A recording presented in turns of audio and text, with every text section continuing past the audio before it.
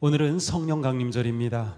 오순절이라고도 하죠. 오순절은 50일째 되는 날이라는 뜻이에요. 언제부터 50일째일까요? 어쩜 이렇게 잘하세요? 야, 참. 한 번에 답이 나오네요. 부활절부터, 부활로부터 50일 되는 날이었습니다. 우리 교회는 3대 절기를 지킵니다. 성탄절, 부활절, 성령 강림절입니다. 자, 성탄절은 하나님이 인간의 몸을 입고 이 땅에 오신 예수 그리스도께서 이 땅에 탄생하신 그 놀라운 은혜를 기뻐하는 절기고요. 부활절은 그렇게 오신 예수 그리스도께서 십자가의 대속의 제물이 되셨으나 부활하셔서 우리에게 참 생명과 구원의 주가 되신 그 놀라운 은혜를 감사하는 절기고요. 오늘 우리가 지키는 성령 강림절은 그 부활의 주님께서 승천하시기 전에 제자들에게 약속하셨던 성령이 임하신 그 놀라운 역사를 기념하는 그러한 절기입니다. 성탄절은 교회의 탄생일입니다. 우리 교회 탄생일은 1972년 1월 2일이에요. 하지만 전 세계 모든 교회 처음 교회가 탄생한 그날은 바로 성령 강림절입니다. 이렇게 성령 강림절이 있기 전에 바로 열흘 전 예수께서는 이렇게 말씀하셨어요. 예루살렘을 떠나지 말고 내게 들은 바 아버지께서 약속하신 것을 기다리라. 자, 예루살렘에 머물면서 아버지께서 약속하신 것을 기다려라. 요한은 물로 세례를 베풀었으나 너희는 몇 날이 못 되어 성령으로 세례를 받으리라. 오직 성령이 너희에게 임하시면 너희가 권능을 받고 예루살렘과 온 유대와 사마리아와 땅끝까지 이르러 내 증인이 되리라고 하셨어요. 예루살렘 떠나지 말고 여기 있어야 돼. 기다려야 돼. 하나님이 약속하신 것, 곧 성령님께서 오신다는 겁니다. 이렇게 예수님은 성령 임하심을 그들에게 약속해 주셨어요. 그리고 승천하셨습니다. 그러나 이번만이 아니고요. 이전에도 예수님은 이미 성령님에 관해 말씀하셔요. 요한복음 14장에 보니까 내가 아버지께로부터 너희에게 보낼 보혜사 곧 아버지께로부터 오시는 진리의 성령이 오실 때에 그가 나를 증언할 것이다. 보혜사 성령께서 오신다고 말씀하시는 거예요.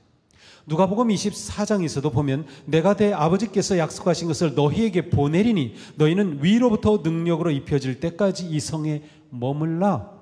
사도행전의 말씀과 똑같은 말씀을 하셨어요. 자, 그런데 제자들은 예수님의 말씀을 들었을 때 보혜사 성령님이 오실 거다. 아버지께서 약속하신 성령님이 오신다. 오직 성령이 너에게 임하시면 이 말씀이 무엇을 의미하는지는 아직 몰랐습니다. 도대체 이게 뭘 말씀하시는 거지? 성령이 오신다고? 보혜사 성령님이 임하신다고? 도대체 이게 뭘까? 몰랐어요. 하지만 제자들은 예수님의 말씀을 믿었기 때문에 순종했어요. 그래서 그들은 예루살렘을 떠나지 않고 함께 모여서 기다렸어요. 그런데 가만히 앉아서 기다릴까요? 기도하며 기다렸어요. 이 점이 굉장히 중요합니다. 우리가 신앙생활할 때 때로는 모를 때가 있어요. 하나님의 뜻이 분명하지 않을 때도 있고 어떤 때는 도대체 이게 뭐지 모를 때도 있어요. 하지만 우리가 주님의 말씀을 믿고 순종하고 기도하고 기다릴 때 그 하나님의 뜻이 분명히 밝혀지는 놀라운 은혜를 잊게 돼요. 바로 그날 모였던 제자들에게 그 일이 일어난 것이죠. 제자들이 다락방에 모여서 기도한 지 10일이 되었을 때 몇 날이 못 되어 이 말이라 그 몇 날이 10일이었던 거죠. 10일이 되었을 때 주님의 약속하신 성령님이 임하십니다. 누가는 이 거룩한 순간을 오늘 본문이죠. 이렇게 기록했어요. 호련히 하늘로부터 급하고 강한 바람 같은 소리가 있어 그들이 앉은 온 집에 가득하며 마치 불의 혀처럼 갈라지는 것들이 그들에게 보여 각 사람 위에 하나씩 임하더니 불꽃이 휙 내려오면서 각 사람마다 임하였어요. 그들이 다 성령의 충만함을 받고 성령이 말하게 하심을 따라 다른 언어로 말하기를 시작하니라. 다른 언어로 말했다. 자, 이 성령 강림절의 이 모습을 표현하고 있는 이 표현들이 중요합니다.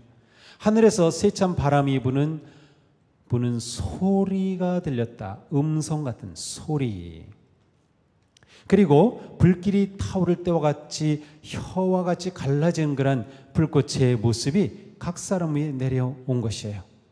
그때 모인 사람들은 성령 충만함으로 성령께서 말하게 하심을 따라 각각 다른 언어로 말하였어요. 소리, 말하게 하심, 다른 언어. 여기에 공통점이 보이죠. 이렇게 오순절에 제자들의 성령 충만하심 가운데 그들은 성령의 권능을 입게 됩니다. 자, 성육하신 하나님이 예수님으로 이 땅에 태어나심을 통해 성탄절은 하나님이 우리와 함께 하심을 보여주고요. 부활절은 하나님이 우리를 구원하심을 보여주고요. 성령 강림절은 바로 이것이에요. 하나님이 우리 안에 계심을 확증하는 것이에요. 하나님이 우리 안에 계시다. 그러므로 성령 강림절의 아주 중요한 요점은 하나님이 우리 가운데 오셨으며 그리고 우리 안에 거하신다. 그리고 우리 가운데 함께 하신다는 거예요. 예수님은 오직 성령이 임하실 때 권능을 받을 것이라고 하셨습니다. 오순절은 하나님의 권능이 우리 안에서 역사함을 보여줍니다. 이렇게 성령의 능력으로 교회가 탄생하였어요. 성령의 능력으로 탄생한 교회, 바로 성령의 능력으로 증언하기 시작합니다. 비록 세상은 그들을 위험하고 그들을 위협하고 박해하고 말살하려고 했지만 교회는 성령의 능력으로 그 모든 고난을 이겨내며 진리 위에 서서 세상에 빛이 되고 소망이 되었습니다. 교회는 성령의 능력으로 죽어가는 영혼들을 구원하였습니다. 교회는 성령의 능력으로 세상의 평화와 소망의 안식처가 되었습니다. 성령 충만한 교회에는 모든 것을 이겨내는 힘이 있고 모든 영혼을 사랑할 능력이 있으며 마침내 사랑으로 세상을 이기는 겁니다. 그래야 초대 교회는 그 사랑으로, 성령의 능력의 사랑으로 로마 제국 이겨낸 거예요. 교회는 칼과 창과 권력이 아니라 오직 성령의 힘으로 세상을 이기고 세상을 살려냅니다. 정말 우리에게 꼭 필요한 한 가지를 구한다면 그것은 오직 성령 충만함입니다. 성령의 능력을 힘입는 것입니다. 오늘 우리 교회에 꼭 필요한 한 가지가 있다면 그것은 성령의 능력을 회복하는 것입니다. 우리는 성령의 능력이 충만한 교회, 성령의 능력이 역사하는 교회가 되어야 합니다. 사람의 생각과 계획이 아니라 살아계신 성령님이 이끄시는 교회, 성령님이 숨쉬는 교회, 성령님이 말씀하시는 교회, 성령님의 능력이 역사하는 교회가 되어야 하는 거예요. 우리가 성령 충만하여 성령의 능력을 입을 때 우리에게 증언의 능력이 나타납니다. 자, 아까 이 성령의 임하심 가운데 언어의 이미지가 있음을 봤어요. 소리, 불의 혀, 각각 다른 언어로 말하였다. 그렇습니다. 이게 굉장히 중요한 거예요. 오순절 다락방에서 성령의 역사심이 나타났을 때 성령의 인도하심 따라 그곳에 모였던 제자들은 각기 다른 말을 하기 시작했어요. 다른 언어, 그냥 쉽게 말하면 외국어입니다. 외국어를 말하기 시작한 거예요. 그 자리에는 어떤 사람들이 와서 보고 있었는가 하면 유대인들 가운데 멀리 있었던 디아스포라라고 하는데 멀리 흩어져 있던, 그래서 주변 국가들에 다 흩어져서 살고 그곳에 정착하며 살았던 사람들, 따라서 이 사람들은 그곳에 살면서 그곳에서 태어나고 자란 사람들은 그 나라 말을 하게 마련이죠. 그런데 이 사람들이 이곳에 온 겁니다. 그런데 제자들이 성령 충만한 가운데 말을 하는데 여러 지역에서 온 사람들이 자기 말로 들리는 겁니다.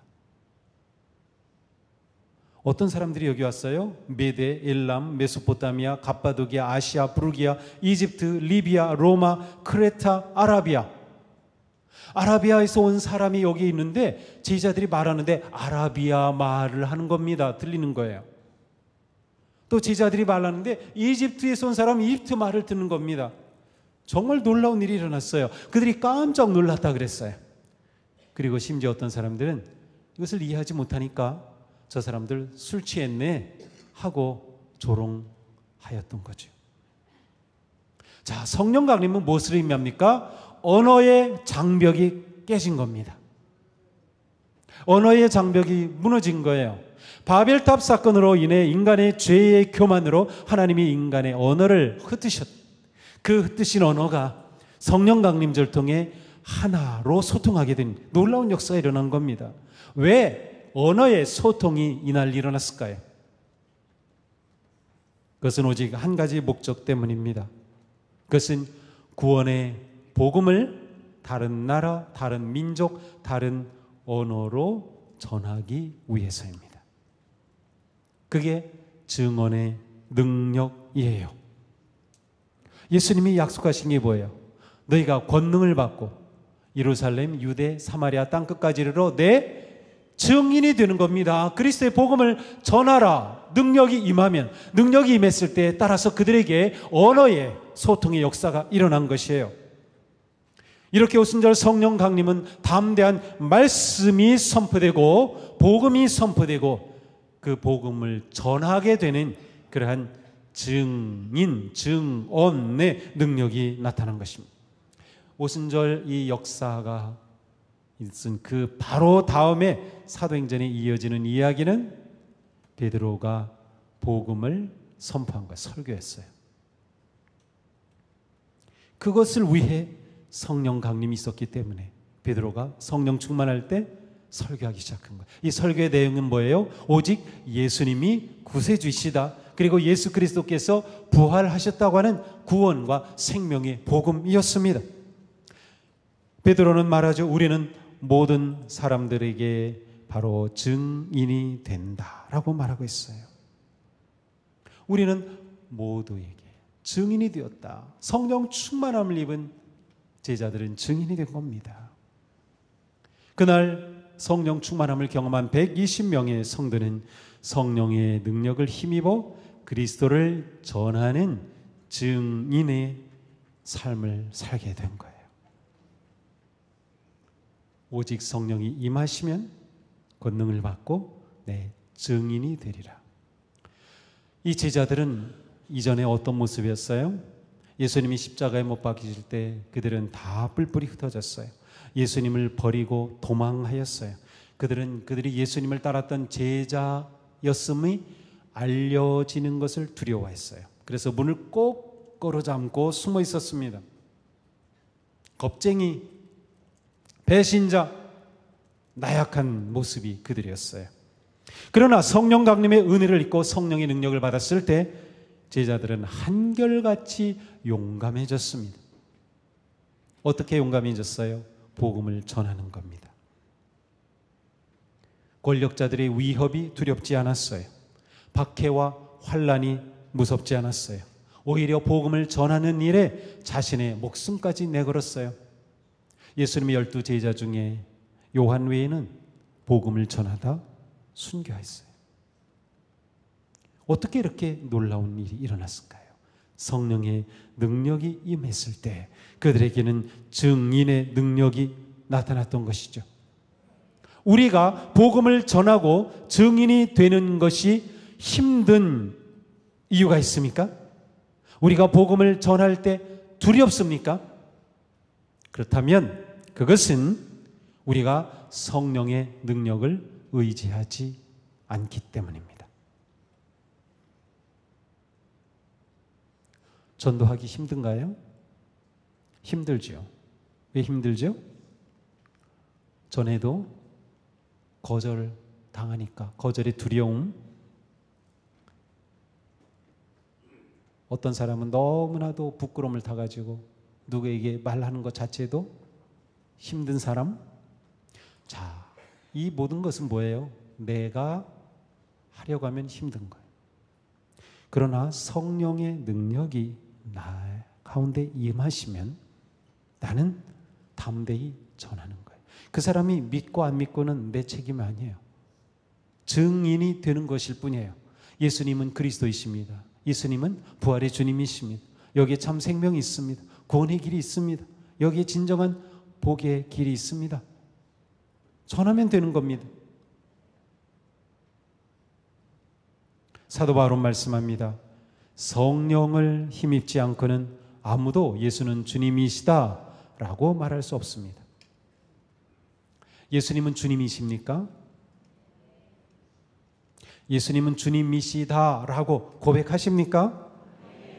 그렇다면 사도 바울의 말을 따르면 뭐예요?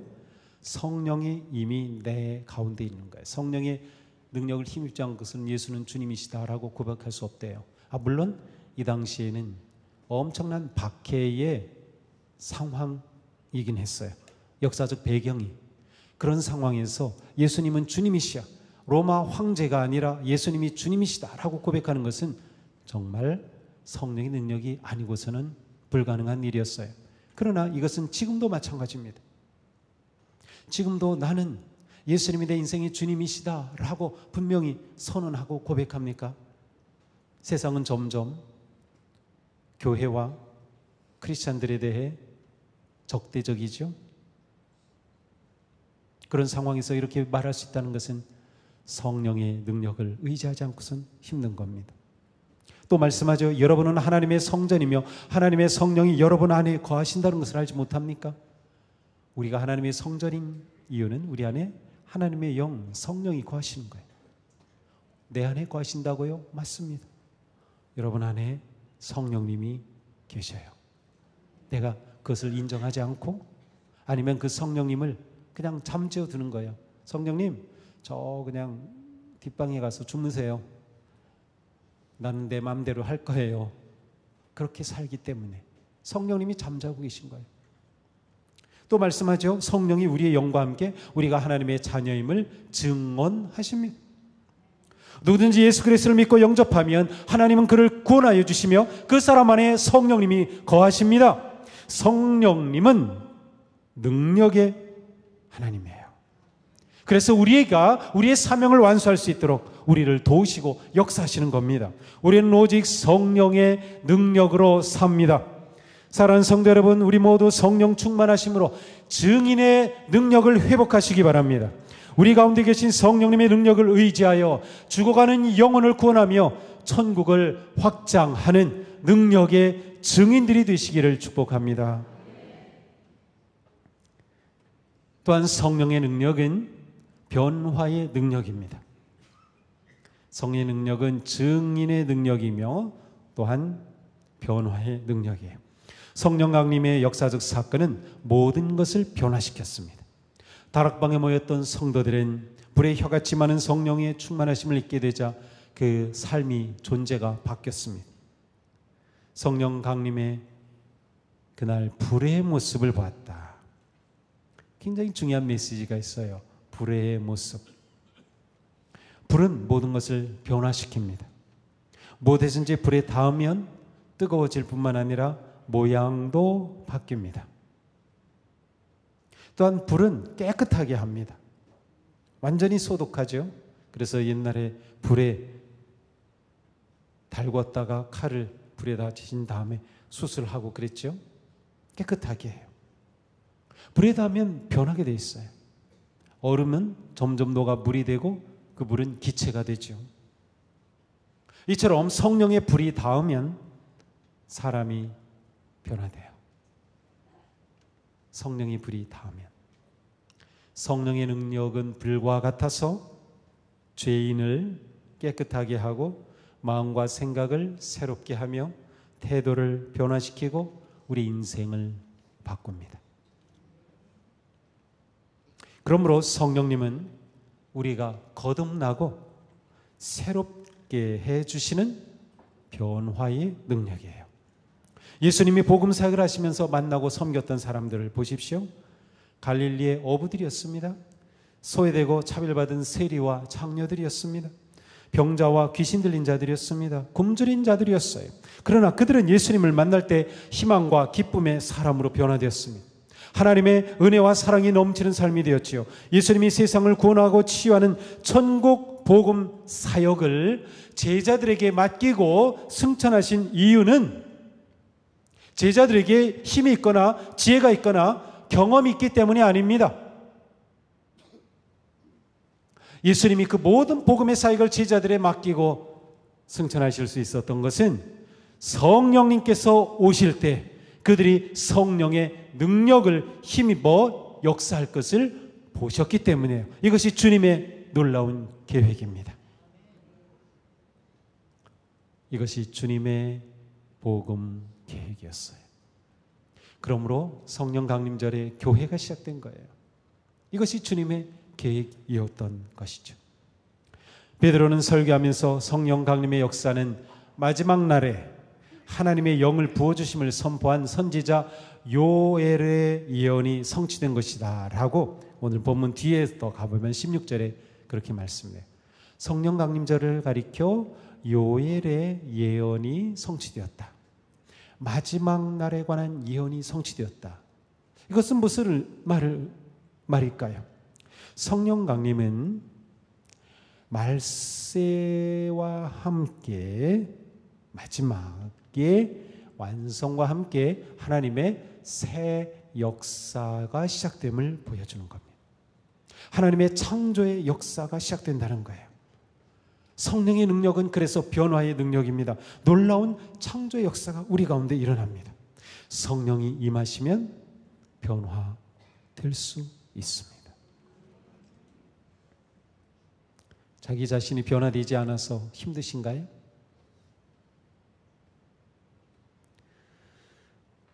그 사람 변화되지 않아서 힘드신가요? 성령님께서 하셔요. 우리가 이것을 믿고 성령님의 능력을 받아야 되는 거예요. 너무나도 중요한 것입니다.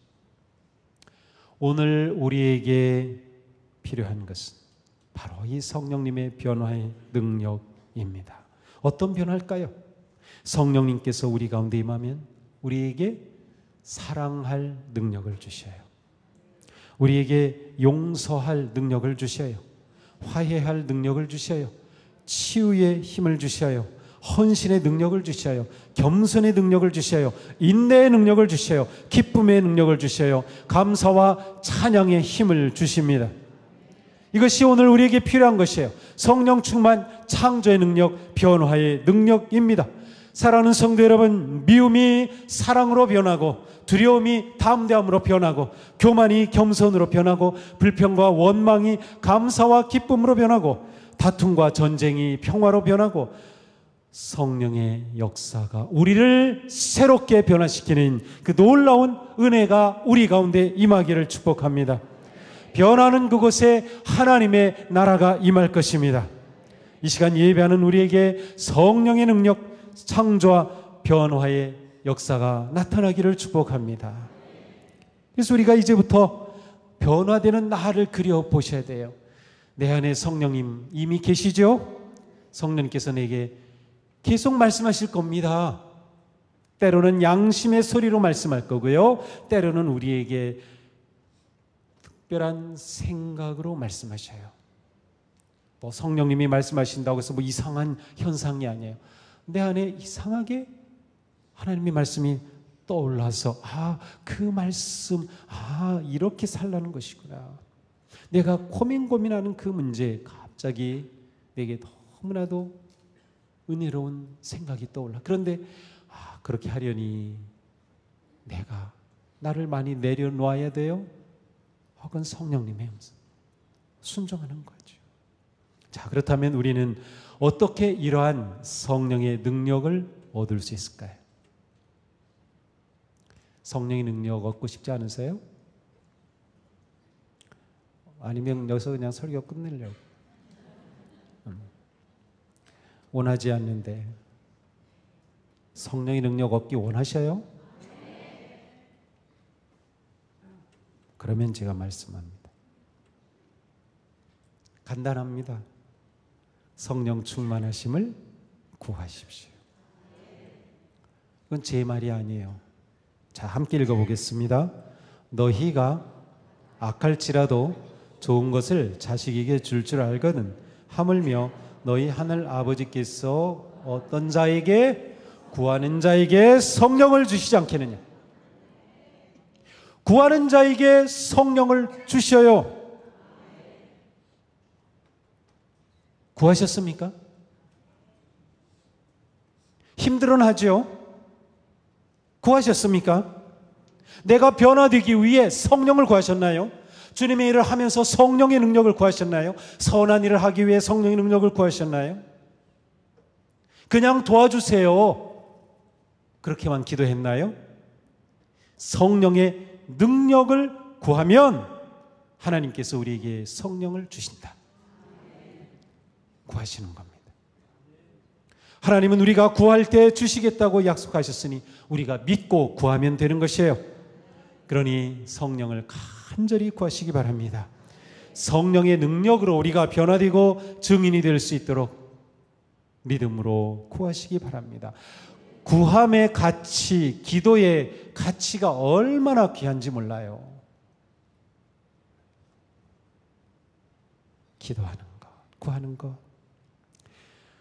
베드로 사도는 분명히 말씀합니다. 너희가 회개하여 각각 예수 그리스도 이름으로 세례를 받고 죄 사함을 받으라. 그리하면 성령의 선물을 받으리니.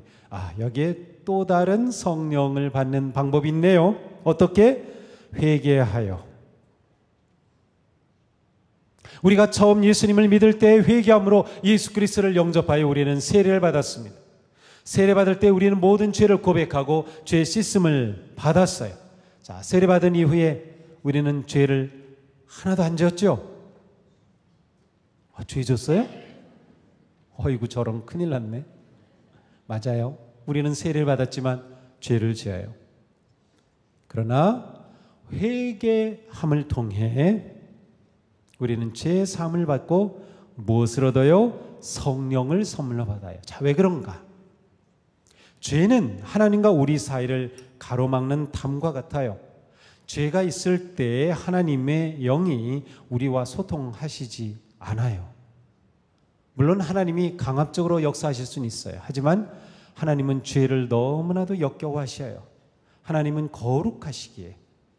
그래서 우리 가운데 죄를 회개하여 죄 사함의 은혜가 우리 가운데 계속될 때 성령님께서 우리에게 선물로 주어진다.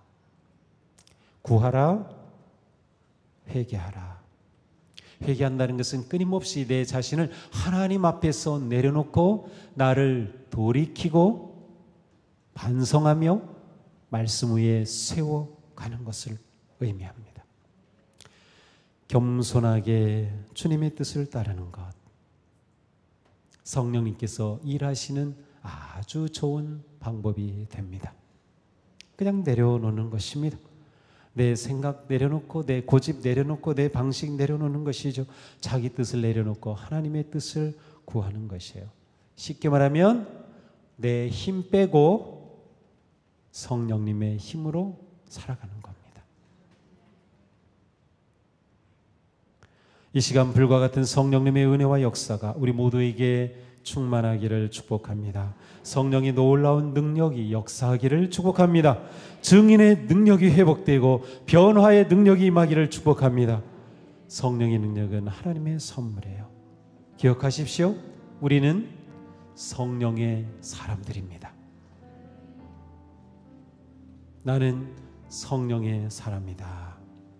따라서 지치고 힘들고 고난과 아픔 가득한 세상 속에서도 성령의 능력을 힘입어 우리는 사랑할 수 있고요, 이해할 수 있고요, 인내할 수 있고요, 감사할 감사할 수 있습니다. 이렇게 우리는 승리하는 복된 성도가 되는 것이죠. 오늘 성령 충만한 은혜가 우리 가운데 가득하여서 오늘 이후 우리의 삶이 성령님의 은혜로 새로워지고 변화되고 깊어지는 그런 복된 새 출발의 자리가 되기를 주님의 이름으로 축복합니다.